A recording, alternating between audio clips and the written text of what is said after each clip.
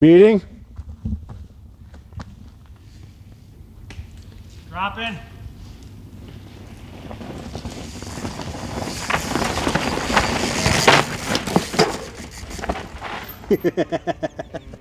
All right, what's happening, crew?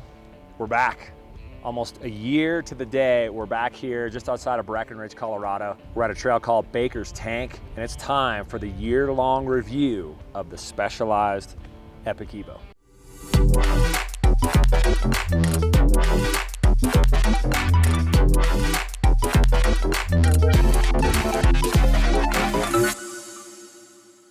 Now, I think it goes without saying that this is a pretty rad bike, and I think, well, the main reason for this review probably is to get some footage just ripping this thing as hard as I possibly can.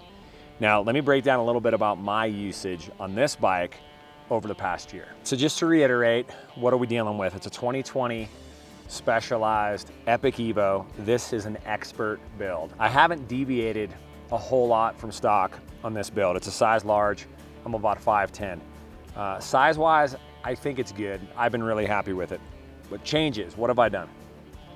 Nothing major. So you can see I went with the soil searching, really cool skin wall, sidewalls. I went with a 2.3 eliminator grid and a 2.3 butcher up front. I also added the cross country, the XC Cush core. So the bike in stock trim, one of the first times I rode it was here, and it ripped. It was awesome. But it was a little bit under tired, and I wanted to add in the Cush core, kind of open up the capability of the bike a little bit more. Only other real change I made from stock was the Industry 9 A35 stem, running a 50 mil, and then I went with some race face bars, 20 mil rise, just to get a little bit more than the flat bars that come stock, just to give it a little bit better feel. In addition, I added the large volume hand pump from Specialized, and the SWAT bottle cage, so I got the tool down here. So that's one of the great things about this bike. If I'm looking to rip just a big day, I want to do a lot of miles, I want something that can handle some decent terrain, it's usually a choice between this and the Transition Spur. But I can tell you, 2 bottle capability on this really leads me to this bike on those longer days. And on top of that too, I'm rocking the Specialized SWAT bib, so that allows me to put a bottle in one of the 3 pockets on the bib and then run my phone and my fuel.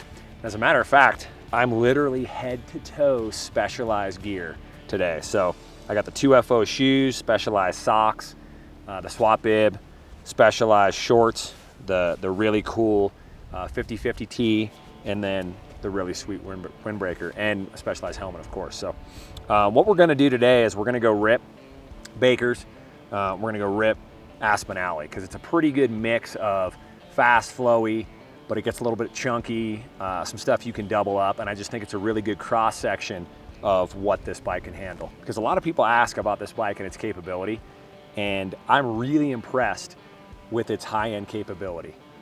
This bike can handle a lot, and I really think it has a lot to do with the RockShox suspension. So we got a SID Select up plus, and then the SID Lux Select in the rear.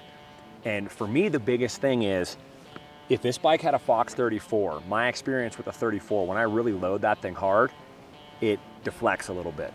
The 35mm stanchions on this SID, they don't allow it to do that. The thing is rock solid. And I can tell you, I've gotten in some sticky situations with this thing where I've gone a little bit deeper than expected, and I'm shocked at how well it handles it. For me, the use case with this, I've been all over. San Diego, Phoenix, pretty much everything Bentonville has to offer, but you know, Cuyuna, Duluth up in Minnesota, places like that. I mean, it's one of those things where the Duluth ride was pretty legit. I did almost 40 miles, and some of that was like double track, some of it was pretty spicy, chunky, rocky descents, and then some of it was flow trail. So like, this bike does really well. I think it'll do really well for a lot of people. Now, a couple things you want to think about, and I said these in the initial review.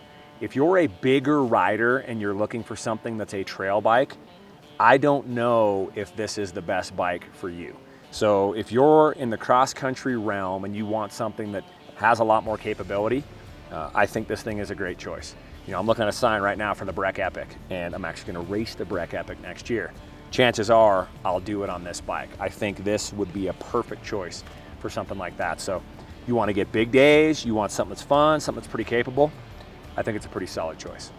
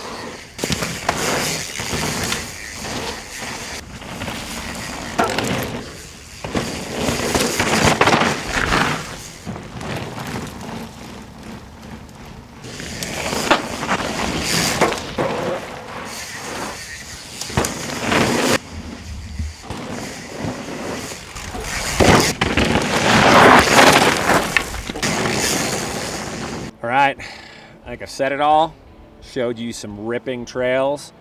Yeah, that's it. I mean, really not much else to say. If you have questions out there, don't hesitate, drop them down in the comments. I'll be straight up with you. I really like this bike, but it's challenging because there's a ton of bikes in this segment, and I've tried to ride as many as I can.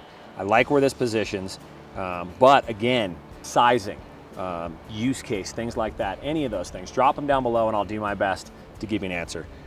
Beyond that, if you're looking to maybe get a little bit better as a rider, gain some more confidence, check out the Ride Series, mtbskills.com. We're doing clinics all over the country.